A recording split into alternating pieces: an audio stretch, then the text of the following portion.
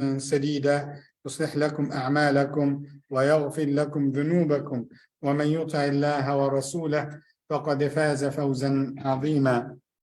Alhamdulillah that Allah subhanahu wa ta'ala had blessed us with another time, another opportunity, so we can meet together and discuss and study the verses from the Quran and try to get and extract the wisdom, the lessons that Allah subhanahu wa ta'ala had taught us in the Quran. And of course, that comes after what we witnessed yesterday of the janazah of Dr. Siddiqui, and how it is so painful that we cannot see our brother again. But again, it's like one of the pillars of Iman to accept the destiny of Allah subhanahu wa ta'ala. But we ask Allah subhanahu wa ta'ala to forgive his sins and to shower him with his mercy. Allahumma ameen ya Rabbil Alameen. We ask Allah subhanahu wa ta'ala to grant us patience. Allahumma ameen, and to grant his family patience. Allahumma ameen, and to gather us with him in Jannatul Firdaus, insha'Allah Rabbil Alameen. And of course, we were talking about Surah An-Naml, and I believe this is the meeting number 5. The lecture number 5, that we try to talk about what Allah subhanahu wa ta'ala had mentioned in the story of Sulaiman alayhi salam with the hoopoe bird. Do you remember what the hoopoe bird said? Said many things actually. He said, I came with a confirmation and a confirmed news, and it does not give any room for being lying. And that's number 1. Number 2, I have found a woman who has the kingdom, and she has the great and the powerful and beautiful throne. And number 3, that she and her people are prostrating for the sun. They're committing shirk. They are worshiping sun. And not only this, he gave the elaboration that she has from everything possible. She has a great kingdom. So what did he say? How did he respond? He said, let me check. Let me see first. And we explained why he said asadaqta, from being like singular, if you was saying the truth, or you are amongst the liars. Then he started to write a letter, and he said, idhab bi kitabi hadha, go with my letter to them, and alqih ilayhim, alqih, drop it to them. He didn't say give it to them, drop it, because that's a bird. Okay, thumma tawalla anhum, then stay away and be close to them. Fanzur madha yarji'un, keep an eye, watch them, see what's going to happen, see how are they going to behave. And what happened? قالت يا أيها الملأ, she had a cabinet meeting. She gathered generals, she gathered the chiefs, she gathered advisors, leaders, and she told them, I want you to come together because I got today a noble letter. إني ألقي إلي كتاب كريم. We say Quranun Kareem, right? She said, I have today a noble letter. And that tells you about the wisdom that she had. Because what was in the letter, and here I want you to pay attention for the 2 opinions of the scholars in the tafsir. And she said, إِنَّهُ مِن سُلَيْمَانَ وَإِنَّهُ بِسْمِ اللَّهِ الرَّحْمَنِ الرَّحِيمِ. The statement, إِنَّهُ مِن سُلَيْمَانَ, it is from Sulaiman, refers to whom or related to whom? To Sulaiman or to the queen? So you see, we have 2 opinions now. The same opinions that we had, the scholars had in the past. Some scholars said that the statement referring to or related to Sulaiman alayhi salam, and he willingly wanted to start the letter with that statement. So if she got upset with the letter, with the context, with with what is in the letter, she wouldn't curse the name of Allah first. That's why he willingly put his name first. Innahu min Sulaiman. The other scholars said, no, that's not that direction. They said it was from Sulaiman, yes, but it wasn't in the letter. And the statement of the queen that this letter comes from Sulaiman, and she identified that when she understood the way how it was thrown to her, how it was, she received that letter because that she saw the hopo bird. And that tells you that also had a meaning. If she figured out that that's from Sulaiman, means they know Sulaiman alayhi salam. They heard of his kingdom, they heard of his power and his authority. وَإِنَّهُ بِسْمِ اللَّهِ الرَّحْمَنِ الرَّحِيمِ. And it starts with Bismillah ar-Rahman ar-Rahim. And three meanings here I wanted you to understand from having the basmala at the beginning of the letter. Number one, they knew about Allah. And Bismillah ar-Rahman ar-Rahim is not exclusively only for the Muslims. It was before in the previous nations, from the time of Sulaiman alayhi salam. So Banu Israel, the children of Israel, they know what the meaning of Bismillah ar-Rahman ar-Rahim. It's written in their scriptures. Innahu min Sulaiman wa innahu Bismillah ar-Rahman ar-Rahim. What's number three? Yes, he is the king.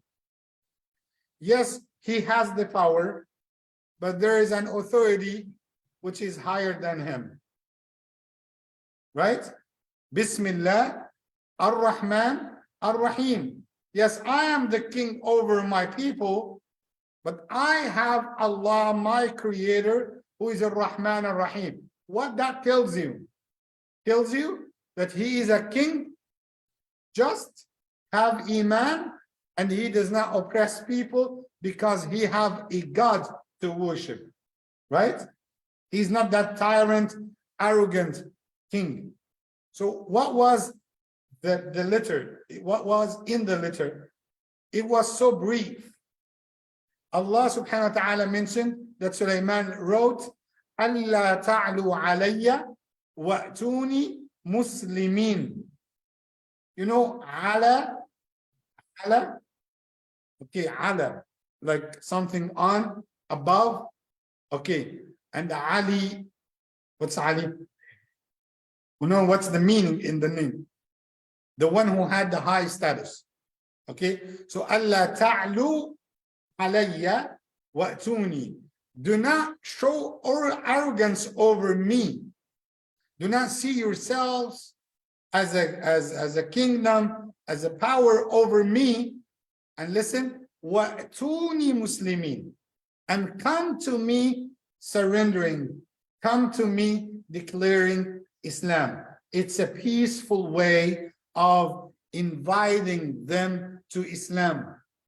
And the word Muslimin, that I want you to come willingly, peacefully to Islam and abandon the shirk. And again, what that tells you, he is not that king who wanted to invade the kingdom and to take whatever he wants and kill the children, kill women, and invade, conquest the land, and take what is in there and burn the properties. No. All what he wants them to do is to abandon, to negate, to leave at all the worship of the sun and come willingly, peacefully to accept Islam. So what did she make? We said she is so wise because she understood. Because actually, in the normal life, if any country, I wouldn't mention any of the names. If any country sent an ambassador, and that ambassador went with a message saying, hey people, leave your kingdom and come to surrender to me. What we call that nowadays in 2023. That's a war declaration, right? Yeah, we are in a very critical issue, and it's emergency. He's declaring war against us, and she should understand it that way. But because she knows about Sulaiman, because he starts with Bismillahir Rahmanir Rahim, she said, Kitabun Kareem. That's her reaction towards the book. And if we had time, I could tell you a lot about the books, the letters that Rasulullah sallallahu alaihi wasallam had sent to the kings during his time. Like he sent to Al-Muqawqis, the one who was ruling Egypt at that time. And how the Al-Muqawqis answered the letter of Rasulullah sallallahu alaihi wasallam. He smiled, he loved the way that the letter was sent to him, and he responded nicely. He sent gifts to Rasulullah sallallahu alaihi wasallam. He sent 2 of the slave girls to Rasulullah. One is Maria al-Qibtiyya. We call it Maria the Coptic. Okay, Maria, Rasulullah married Maria afterwards, and he got Ibrahim, his son, from her. And the other one is Sirin, that he gifted to whom? To Hassan. So Hassan ibn Thabit, to one of the companions. He gifted him Sirin, and he sent many gifts to Rasulullah, like a mule, a little donkey, lots of silk, lots of food from Egypt. And what we know is he sent, that's an historians saying that he sent also honey to Rasulullah from Egypt. And Rasulullah ﷺ asked from which part this honey, and that's why it is from a place, what you call it, Hajj Wajdi? Okay, from a place called Banha. So my grandfather is from Banha. Okay, so till today, because Rasulullah praised that honey, they call it Banha al-Asad. You know, Banha, the place of the honey that was sent to Rasulullah sallallahu alaihi wasallam. That's how he reacted to the letter. And another person like Kisra, he got the letter of Rasulullah, he cut the letter, and he became so angry, and he wept the messengers, those who came with the letter. He cut the letter, and when the news came to Rasulullah sallallahu alaihi wasallam, he said, Mazzaqahu mazzaqallahu mulkah. He cut my letter, may Allah destroy his kingdom. And that what happened afterwards during the time of Umar ibn Khattab radiallahu anhu. But just to focus on the topic itself, that is how the queen reacted to the letter of Sulaiman alayhi salam. She gathered the chiefs, as we said, the advisors, and she gave them the letter, what's in the letter. And she said, now tell me, قالت يا أيها الملأ أفتوني في أمري ما كنت قاطعة أمرا حتى تشهدون. All my chiefs, all my advisors, my helpers, give me fatwa. Give me fatwa. Okay, because today I will give you slight, maybe new meaning for that word. How many times since you was born heard the word fatwa and the word mufti? Nowadays, everyone called himself mufti. I don't know how they have this, courage and a brave heart to say about somebody that he is mufti. SubhanAllah, may Allah protect us. Allahumma ameen. Ya Rabbil Alameen. It's not an easy title, by the way. Not everyone call himself, I'm a mufti. May Allah forgive us all. Allahumma ameen. So, what's the meaning of fatwa? Could you tell me what's the meaning of fatwa? Fatwa. Judgment, consultation. Auntie Maryam? Ruling. Opinion. Fixing the problem. Giving decision. that all of these answers are good. That's fatwa when you know it in English. But fatwa in Arabic comes from futuwa. Fatwa comes from futuwa, power, muscular, strong. When I have a young man like Ismail, I will say he is fata, he is fati. Fati comes from futuwa. Futuwa is not only giving you the decision, the ruling, the consultation, no, but the right fatwa, it has to give you the decision plus something, we call it hujjah, not hijjah. You know hajj? May Allah grant us hajj, Allahumma ameen. Ya Rabbil Alameen. It will give you hujjah, the solid evidence. It will give you the power in the evidence. It's not only to give you whether it's halal or haram. If somebody told you, yes, it's halal, yes, it's haram, without telling you the evidence, the source of the evidence, the rationale behind the evidence, the wisdom behind it, even some of the contexts, some of the discussions behind the evidence, that is a complete fatwa. So you go to the direction that the mufti had given you while you have power, that there is no hesitation in the fatwa. You see now, fatwa is not only a decision. Fatwa is a decision with the solid evidence, with the discussion, with complete explanation why and what are the circumstances behind this ruling. Then you choose to go in that direction while you are that futuwa, while you are strong, having the power, that there is no hesitation in that decision. So she said, "Oh chiefs, aftuni fi amri, give me fatwa about what shall I do towards this issue."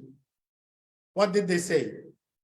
And now you will understand the mentality of the difference between generals, like war leaders, and those who are playing politics. قالوا نحن أولو قوة. You know us. We have lots of power. We have too much power. وأولو بأس شديد.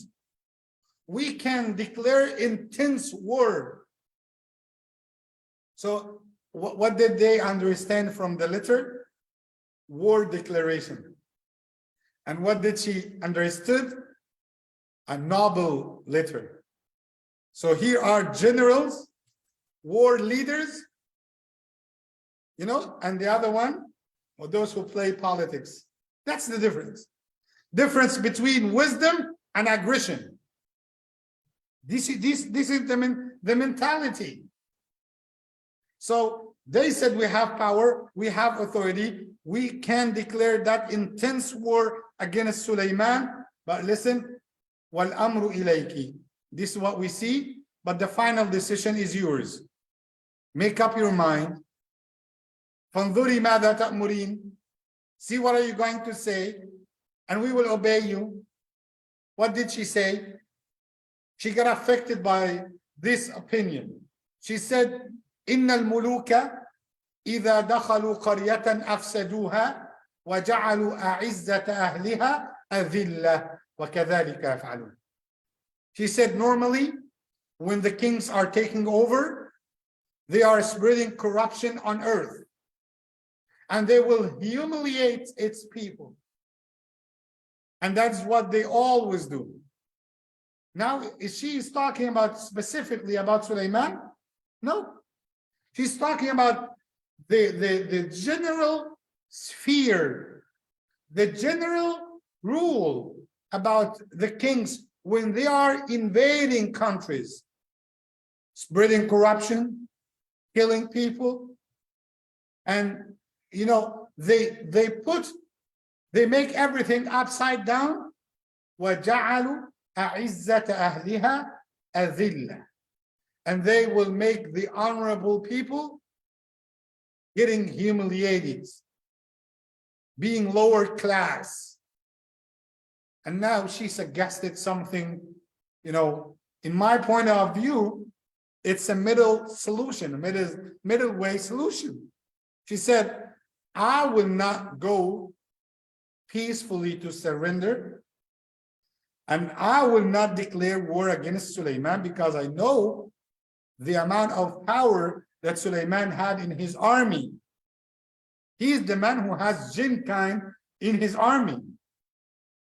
It will be a catastrophe. It would be a disaster to meet with him, to fight against him. But I will take a third direction. What's that third direction? Ya وإني مرسلة إليهم بهدية فناظرة بما يرجع المرسل. I'm going to send them a gift, and let's see what they will come back with, what they will find out there, what they will come in return or be in return with the message from Suleiman. Those that I would send them with the gift, let's see what they will take in return, what Suleiman exactly will tell them in return to that hadiyah. But she called it hadiyah. But do you think it's hadiyah? It's hadiyah. Now, let me take you to something related to our time nowadays. If you are visiting somebody like me, and you say, okay, I want to take a hadiyah for Imam Ali, okay? Okay, what kind of hadiyah that you will try to get? Anything, right? Because you know that Imam Ali is miskin, okay? And he would accept anything. That's anything. If he said this is siwak, Imam Ali, he will tell you, thank you, jazakallah khair. If you told me, that is like a little jalabiya so you can wear while you're leading salah, I would appreciate this. That's hadiyah, because you are going to a miskin person. But if you are giving hadiyah to somebody who has everything, you would think a lot about, what should I give him? What things that he might be missing so I could give it to him, and he would appreciate it. Like if you are giving nowadays a gift to Elon Musk, okay, what kind of gift that you might give? You will stay thinking, what kind? What's the thing that will make his eyes getting shiny? Oh wow, I like it. Okay, it's not easy. She had a very hard task. She said, I will give, but the Quran did not mention the hadiyah. But in the context of giving hadiyah, on the other side, Islam, is there anything equivalent to Islam? So she wanted to give hadiyah, a gift, to stop preaching to Islam. So in that context, anything, even if you got the most precious hadiyah, precious gift, it would be insulting. It would be insulting. And as a matter of fact, it could be understood as a bribe. So she's bribing Suleiman. It's not a hadiyah now. It's insulting. You are giving me that to stop preaching Islam and keep you stay worshiping sun. فَلَمَّا جَاءَ سُلَيْمَانَ, when they came to meet with Suleiman and give him the hadiyah, the gift, قَالَ تُمِدُّونَنِي بِمَالٍ, are you giving me money? So now we can understand that the hadiyah was something close to money. What is close to money? Could be gold, right? Could be gold and silver. Maybe we don't know. Maybe diamond. Okay, maybe we don't know. Maybe something like in that direction. Atumidunani bimal. Are you trying to give him to trick me, to deceive me with money? فَمَا آتَانِيَ اللَّهُ خَيْرٌ مِمَّا آتَاكُمْ. Whatever Allah had granted me is far way better than what Allah had granted you. Again, that shows you his personality. He didn't say, whatever I have is better than what you have. No. فَمَا آتَانِيَ اللَّهُ. You see, when he heard the talk, the speech of the ant, he praised Allah. When he sent the letter, he mentioned the name of Allah. Now with the gift, he says he acknowledges what Allah had granted him. Whatever Allah had granted me means it's not mine. I'm relating everything to Allah Ar-Razzaq. Inshallah, tomorrow we are going to continue the conversation. Why did Sulaiman insisted on getting her throne before she comes?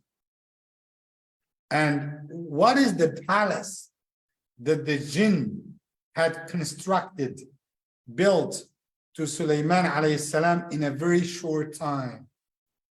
Then the Quran is telling us about Ifritun min al-jinn. And I had one of our brothers ask me yesterday, the day before, about Imam, I wanted to know more about the jinn kind. Why do we have, classifications, categories in the jinn? What's Ifrit actually? Min al-jinn. Can we have Ifrit min al-jinn to attend with us lectures? Can we? Are they Muslims? Even the Ifrit? What's Ifrit? You see, I'm getting more questions to let you go and search. You have alternative Imam. Don't believe him in every matter. Imam Google, okay? So don't take it blindly. You have to come and authenticate the information from your original and real Imam. Jazakumullahu khairan. Barakallahu feekum. May Allah subhanahu wa ta'ala bless you all. Allahumma ameen. May Allah subhanahu wa ta'ala give us the benefit from the Quran. Allahumma ameen ya Rabbil Alameen. Barakallahu feekum. Assalamu alaikum wa rahmatullahi wa barakatuh.